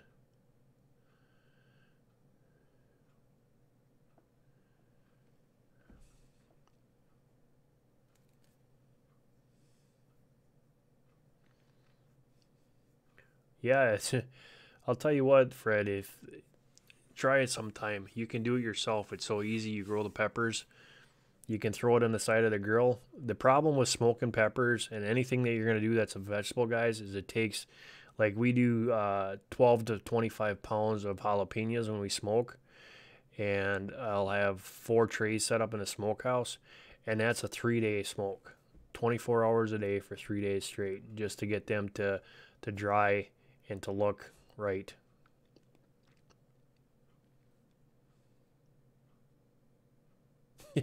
Anytime, Sandy. I already told Don. You're going to have to come over.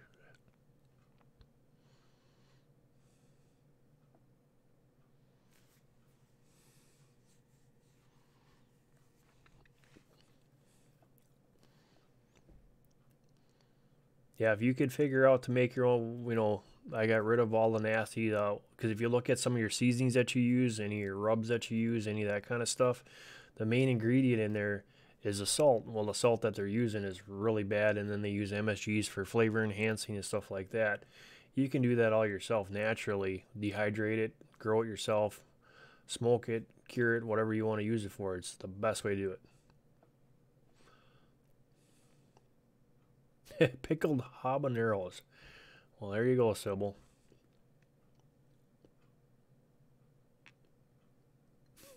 Fred on my way to Marks now. I'm actually looking forward to this weekend. It's supposed to be almost 70, so that'll be cool.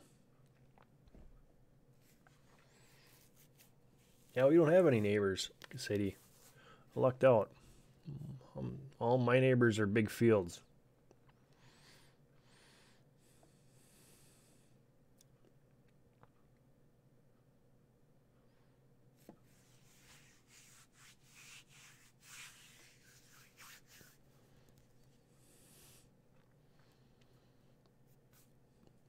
But living on a farm and growing up my whole life that way, from smoked fish, smoked cheese, smoked meats. I learned that from my great grandfather, and been that way my whole life. So much better if you know where your food comes from.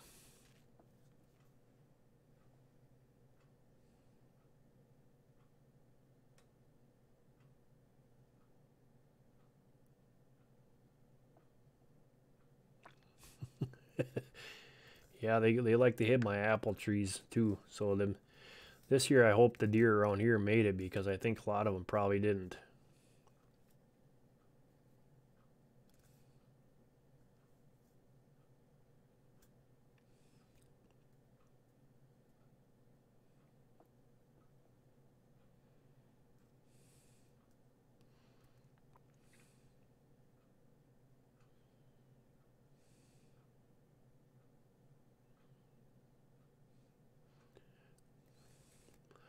City Girl, if we've been doing a lot of checking. If you like South Carolina, check out South Indiana. I heard it's pretty nice down there.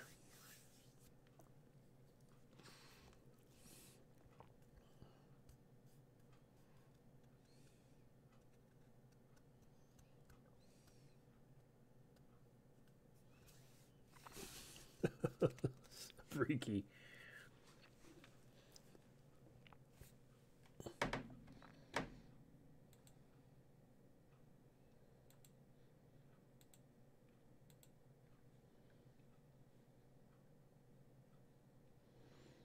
Now let's go jump over to England here.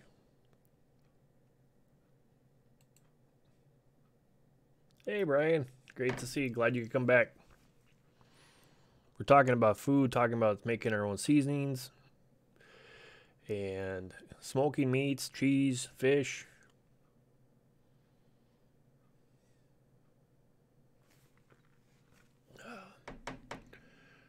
Gotta make Brian a mod here. I don't know why. There we go.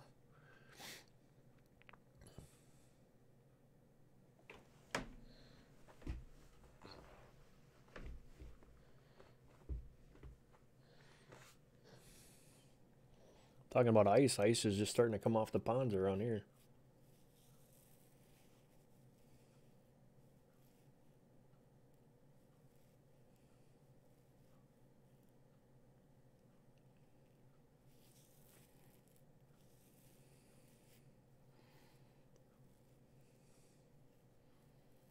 Sybil's probably already had it too, but you ever want to try canned rabbit? Or that's really good too.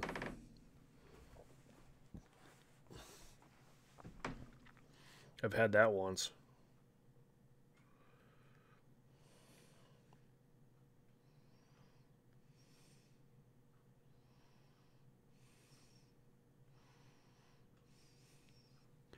All right, Samson, just got your email in there, so.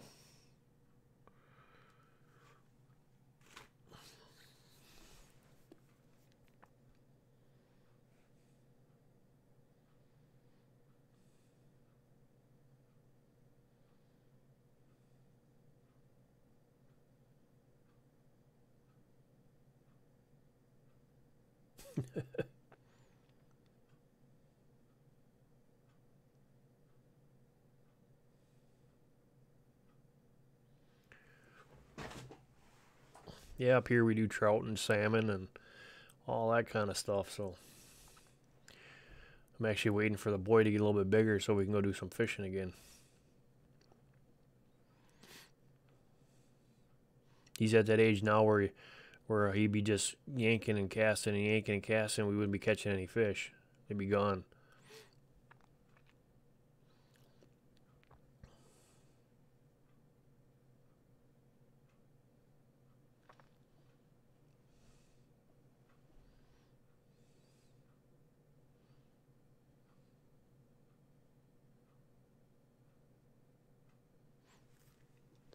Southern Indiana. That's where. Somewhere to get rid of the snow.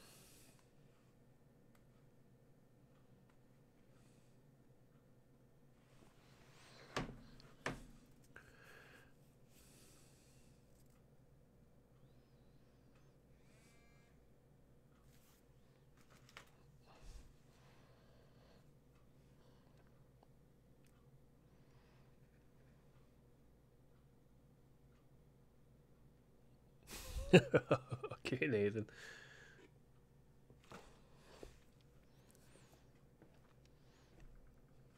Yeah, catfish is good too, Sandy. Catfish is really good. Bullheads too.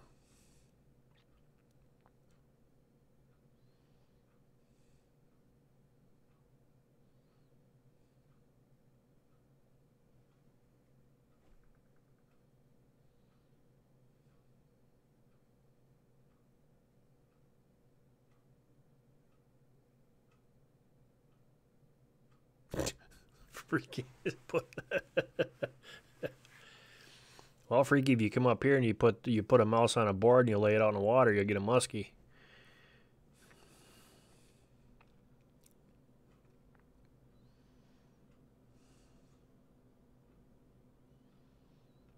That's funny.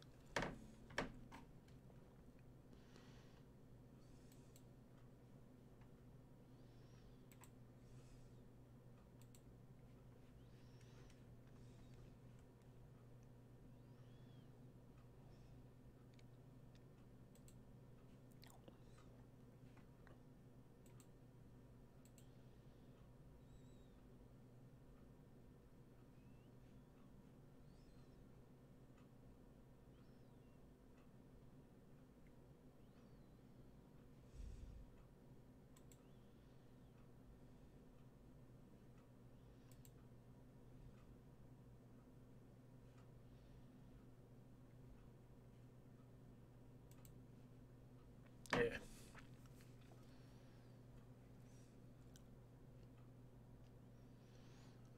Yeah, Fred, my favorite is walleye and trout too. Bluegill, sunfish.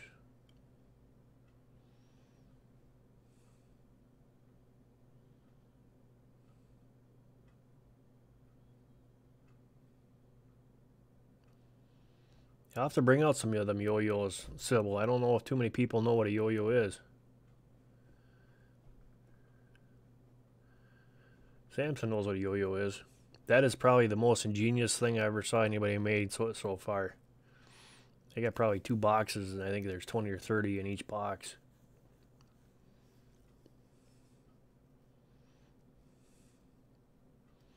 Up here, they call a lot of that stuff those trout lines.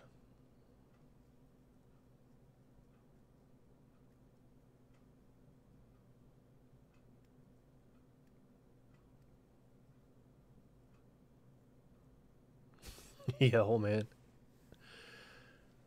25 below. This year we hit 60 below for the first time that I can remember growing up. Samson 12 per box. Yeah, that's why I got. I think I have a 24 of them. That is a cool invention.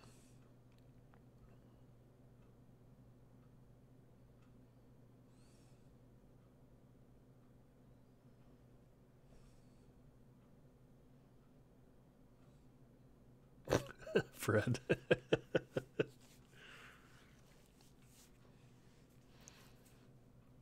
We used to just use tree limbs for the longest time, and then what a trip. And then I got them yo-yos, and man, oh man, them are sweet.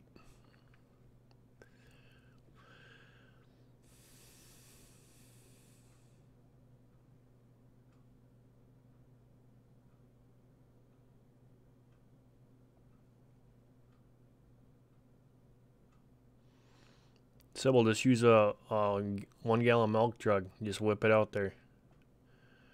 We fill them halfway full of water, and then you can just set the trout line, and then it'll float to where it's going to stop, and it's going to sit there.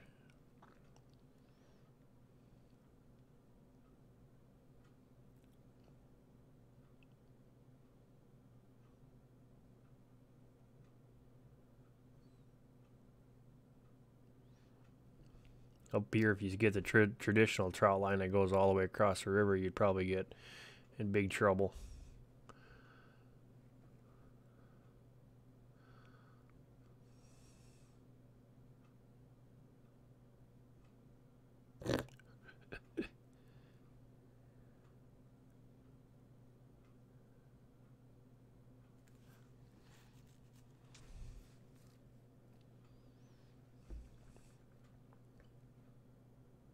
I just wish they had a little bit more tension on that spring, Samson.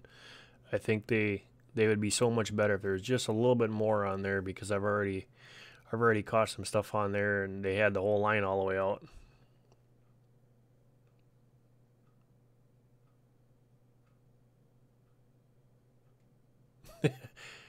No, thank you. 40, 50, 60 below. I wasn't happy this year with 60 below. Wind chills and then the wind, and pretty good, Brian. I've been working way too much, way too many hours, but it's booming. That's what's making me nervous, because we do a lot of military stuff, and when they're booming and we're booming, that means something's going on. But Trump did say that he was going to beef up the military and beef up the equipment, so put two and two together. You can tighten them up. Oh, I didn't know that.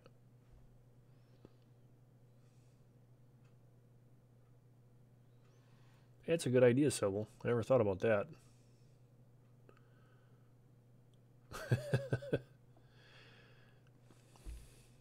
Yeah, Alberta. I always when I was in FFA, we went to Canada a few times, and that's back in the 80s now. We went on fishing trips, and it's beautiful country out there, but I would not want to be there in the wintertime. That's just like when I did survival training in Alaska. I'll never want to do that again either.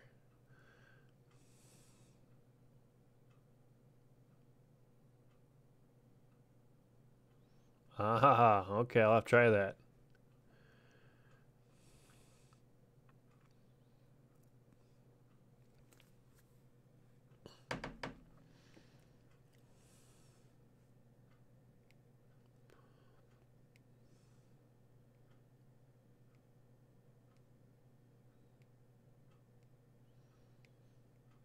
Yeah, freaky up here when she's in a norm with no wind, and then she's 40 below, and then you throw the wind in there. It gets pretty nasty quick.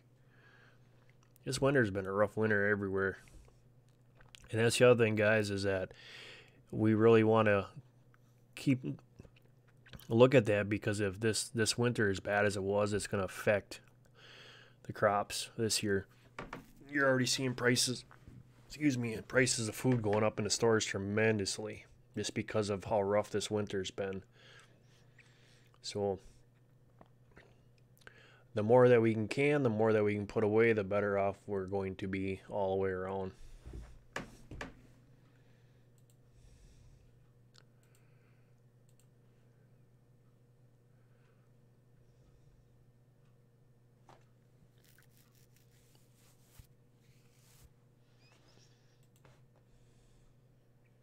So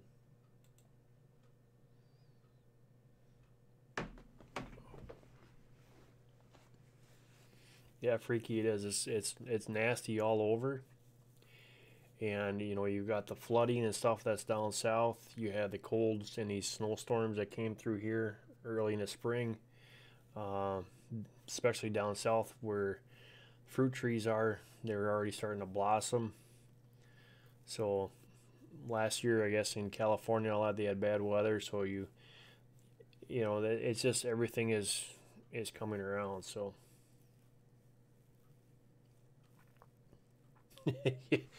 yeah, Fred, I'm not that lucky. Uh, Most of the times I got my coveralls on, but she's pretty nat. You can't go outside in coveralls and a sweatshirt anymore.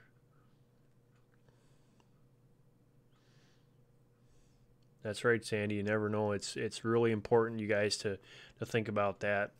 Uh, Sybil, there she is. She'll tell you too. Is you never know what happened. I mean, I was blessed to put as much away this year. Just the fact of the matter is that we're still under snow.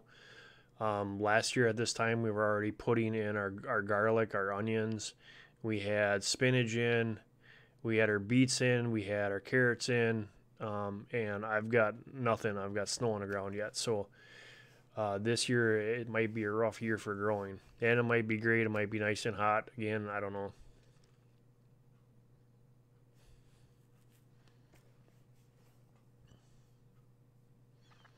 Sandy, you got to try a quince tree.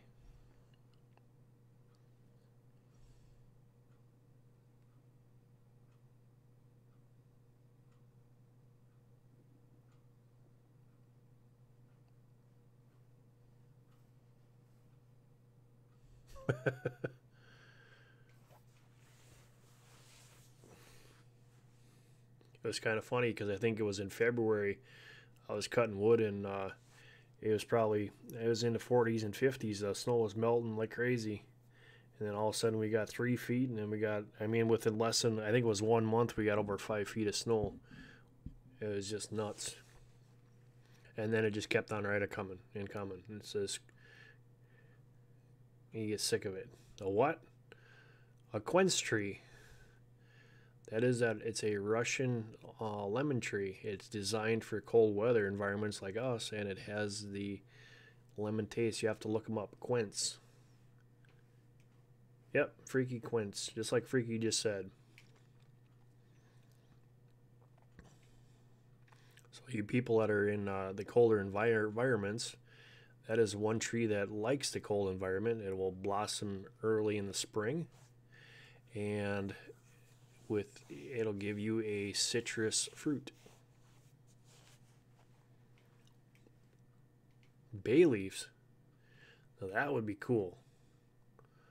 That's one seasoning I love, bay leaf.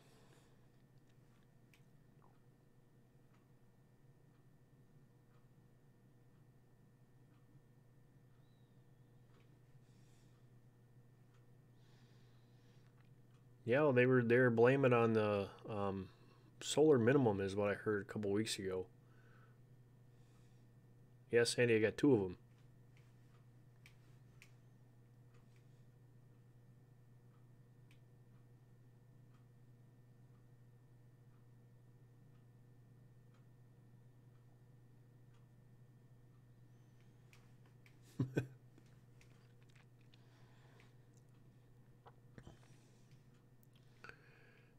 Well, guys, it is almost 1 o'clock, and that's where I'm gonna at one there. I'm gonna call her quits, go to bed.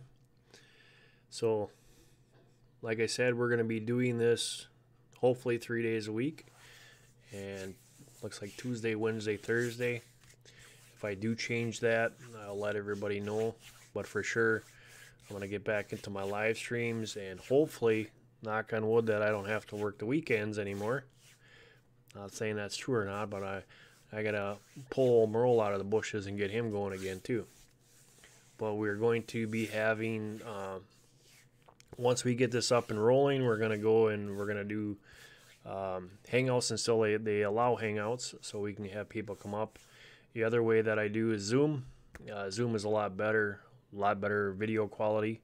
So guys, if you have not checked out Zoom, Zoom is free, and I will put the link in the chat here. You can go and download this, and it is a free for 45 minutes, and then it'll kick you off and somebody pass it. You just pass the mantle to someone else. But it has a lot better video quality, has green screen built right in, and the audio is better. To me, it's a lot better experience than Hangouts, and you can have a lot more people in there. So it's pretty nice to have. So if you guys want to check that out, there is a link for that. Guys, don't forget to, if you haven't already, hit the thumbs up. And I appreciate each and every one of you that have been in here with me tonight. And thanks everyone for being a part of the chat. Went really, really well.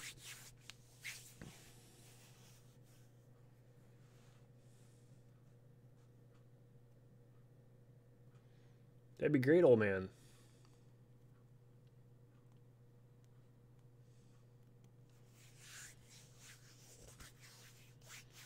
Yeah, that is, bay leaves are really good. That's just like our chaga up here. And people in Alberta probably know about chaga too. I love that stuff. Best thing around. And when you can get it fresh, it's even better.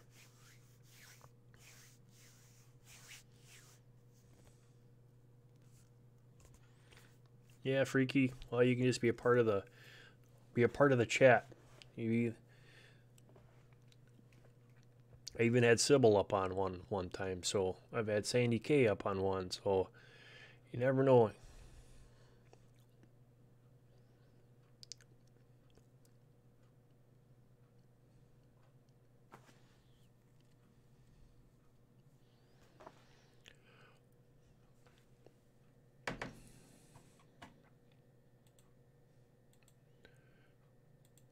So y'all, it has been fun. And I want to thank everybody for stopping in here. You guys all take care. And God bless. And we will see you guys on the next one. And the chat will roll for a little bit here after I'm gone. So we guys will see you tomorrow night. Take care, everyone.